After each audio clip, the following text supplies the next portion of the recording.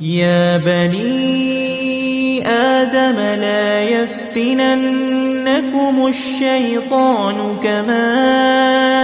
أخرج أبويكم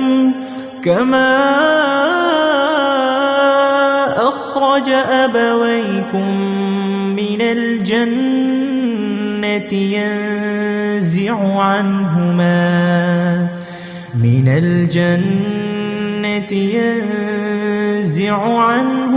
لباسهما ليريهما سوآتهما إنه يراكم هو وقبيله من حيث لا ترونهم إنا